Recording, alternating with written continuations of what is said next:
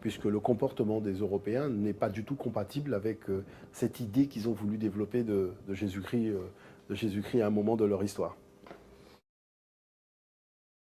Alors Jean-Philippe, vous avez récemment effectué un voyage en Libye. Pouvez-vous nous en parler un petit peu? Oui, la Libye, je pense que c'était un voyage historique. D'accord. Je pense vraiment que En quoi est-ce qu'il a été je historique ce pense que voyage? ce voyage restera dans l'histoire panafricaine, d'une façon générale, et dans l'histoire du continent africain. Pourquoi? Parce que, vous savez, depuis que Joseph Kizerbo et le professeur Cheikh Anta Diop, aidés de l'UNESCO, ont lancé, lors de la période des indépendances d'ailleurs, avec l'organisation de l'Union africaine, ce Bien sûr. projet Mhm. de doter l'Afrique de ses propres livres d'histoire. Donc, c'est ce qui a donné lieu à la collection Histoire générale de l'Afrique, qui a été réalisé et parrainé par l'UNESCO. Il s'avère qu'il y a eu quand même, il faut le dire, un problème de financement qui fait que le projet n'a jamais pu être mené à son terme. Il faut savoir que le colloque du Caire de 1974, c'est quand même un colloque qu'il fallait financer. Il faut savoir que la collection Histoire générale de l'Afrique, avec tous les chercheurs qui ont été réunis par l'UNESCO, il faut quand même aussi avoir les moyens financiers pour pouvoir réunir tout le monde, créer les conditions de travail et aussi financer l'impression de la publication. Il faut savoir que la dernière publication, le dernier tome est paru en 1993, vous voyez, donc c'est quelque chose de relativement récent. Et tout ça avait été initié tout simplement pour en faire après des ouvrages scolaires. C'est-à-dire qu'il fallait décliner donc cette collection Histoire générale de l'Afrique en ouvrages scolaires pour les primaires, les collèges et les lycées. Et ça tombe bien, on parlera tout à l'heure de l'université africaine dont on avait voilà, évoqué le tout à fait, tout à fait. Et donc ce qui s'est passé, c'est que la première chose, il y a eu un problème de financement. Le seul pays qui a financé ce projet, c'est la Libye. Pourquoi?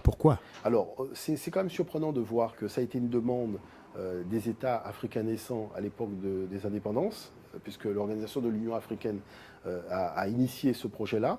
Mais quand il fallait financer véritablement, c'est là qu'on s'est aperçu que personne n'était vraiment prêt à financer, à mener le projet à son terme. D'accord. Et donc, du 10 au 17 juin 2010, l'UNESCO a réuni les 53 pays africains, en l'occurrence donc des responsables des rectorats de chaque pays, donc des responsables aussi donc pédagogiques, des enseignants. Donc on s'est tous réunis tout simplement pour examiner la problématique de la réalisation d'ouvrages scolaires pour la jeunesse africaine faits par les spécialistes africains. C'est-à-dire décoloniser tout simplement, comme le dit l'UNESCO dans ses documents, désarmer l'histoire africaine.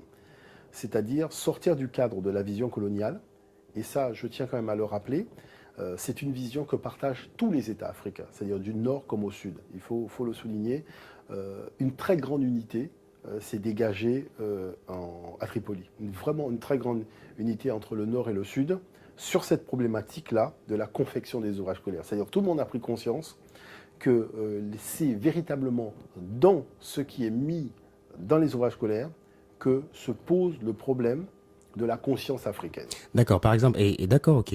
Et pour ce qui est de la langue? Alors, la langue, justement, il y a... Parce qu'on peut avoir un bouquin avec plusieurs langues ou un bouquin avec une seule langue africaine. Alors, il faut savoir que les efforts ont été entrepris de manière à faire en sorte que les ouvrages soient traduits aussi dans différentes langues africaines. Vous voyez, il y a dans la démarche qui a été retenue le souhait véritablement de mettre en valeur les langues donc régionales et locales dans le cadre scolaire. Et c'est là, je dirais, la pierre angulaire qui va véritablement révolutionner cet enseignement. C'est-à-dire qu'on va s'appuyer sur la culture et le patrimoine donc, du jeune. Et c'est cette culture et ce patrimoine, à partir de là, qu'on va faire l'ouverture sur le monde. Et après, donc, il y a cette démarche qui sera faite dans la langue qui aura été celle du pays. Je ne cache pas que la dynamique qu'il faudra aussi maintenir, c'est une dynamique qui permettra tout simplement de sortir du contexte des langues occidentales et de faire une unité sur une langue africaine. Vous voyez, même une ou deux langues africaines, en tout cas de faire une unité là-dessus, de manière à faire en sorte que nous puissions tout simplement avoir cette espèce de langue commune. Moi qui suis donc afro-descendant, c'est important pour moi d'avoir cette langue qui me permettra tout simplement d'évoluer partout à travers le continent, d'avoir une langue référente avec laquelle on pourra échanger et partager. peu importe que la personne ait été colonisée par les Anglais, les Portugais, les Espagnols.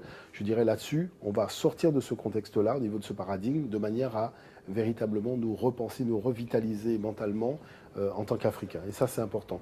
Donc, chose importante, je dirais, le travail a été accompli. On a travaillé vraiment à bâton rompu.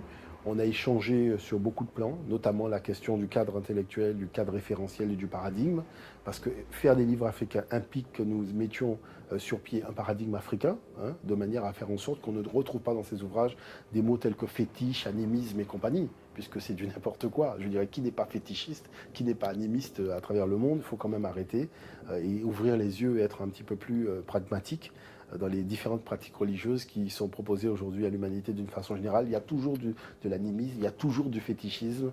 Et vous voyez, c'est toujours les mêmes pratiques qui sont reprises avec simplement une terminologie différente. Vous voyez ?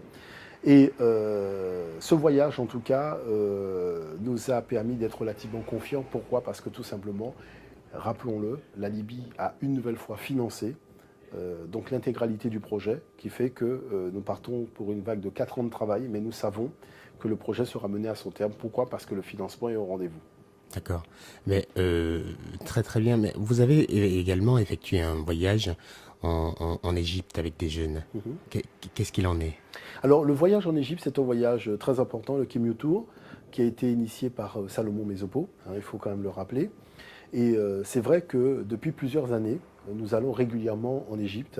Nous accompagnons en fait des gens qui viennent d'un peu partout, des Antilles, de l'Afrique, de l'Europe, en Égypte pour passer donc une semaine à découvrir ce patrimoine et découvrir tout simplement leurs humanités classiques africaines, la richesse en fait de l'histoire scientifique du continent africain et faire cette reconnexion avec le savoir des ancêtres. Je pense que c'est surtout quand les gens sont sur place qu'ils comprennent véritablement le fond des choses. Parce qu'on peut en parler, on peut montrer, mais quand on est sur place et qu'on est confronté à la réalité, c'est là que je pense que les gens prennent conscience à la fois de l'état d'aliénation dans lequel ils étaient, le regard totalement dépréciatif qu'ils portaient sur donc, leurs ancêtres d'une façon générale, et ils prennent conscience que dorénavant à l'avenir, ils n'auront plus les mêmes idées, ni le même comportement. Vous voyez ? Donc ce voyage est important parce que c'est véritablement pour nous une espèce de retour dans le Noun et permettre aux gens d'émerger du Noun pour devenir des personnes nouvelles. Vous voyez, avec une conscience nouvelle, avec le sens des responsabilités collectives. Vous savez, le gros problème du monde noir aujourd'hui, ce n'est pas l'intelligence individuelle. C'est-à-dire que les gens ont fait des grandes écoles, ils sont diplômés, mais le fond, véritablement, c'est l'intelligence collective. Je vous garantis que si nous réfléchissons aujourd'hui et que nous posons la question, mais lorsque les Indiens sont arrivés ou les Chinois sont arrivés, est-ce qu'ils avaient le niveau d'études que nous avions ? Vous vous rendez compte que les gens ne sont pas du tout certains que ces gens avaient le même niveau d'études. Vous voyez, ils n'avaient pas les mêmes diplômes que nous. Bon. Mais maintenant, quand vous regardez 20 ans, 30 ans, où sont ces gens aujourd'hui ? Je parle économiquement parlant. Ce sont des gens qui créent des emplois au sein de leur communauté. Ce sont des gens qui donnent du travail à leurs femmes. Ce sont des gens qui ne dépensent pas tout leur argent dans le PMU ou le loto le week-end. Ils sont responsables de leur communauté, transmettent leurs valeurs aux jeunes, leur langue, leur écriture, leurs habits. Quand ils vendent des DVD, c'est des DVD qui sont dans leur langue, avec des films dont la scène se déroule chez eux. Est-ce que vous voyez ce que je veux dire par là ? C'est-à-dire que ces gens ont fait preuve d'une très grande intelligence collective sur 2 voire 3 secteurs d'activité. Si vous prenez les Asiatiques, et évidemment, vous allez dire quoi ? La restauration et l'informatique, ils ne se sont pas éparpillés. Parce qu'ils ont vu qu'ils n'étaient pas suffisamment nombreux pour pouvoir partir dans toutes les directions. Il fallait constituer vraiment des secteurs d'activité relativement puissants dans lesquels ils allaient tous pouvoir agir et s'aider les uns les autres à prendre possession un peu partout. Maintenant, il n'y a pas une ville dans laquelle il n'y a pas un restaurant asiatique. Il n'y a pas une ville dans laquelle il n'y a pas un petit Chinois qui répare des ordinateurs.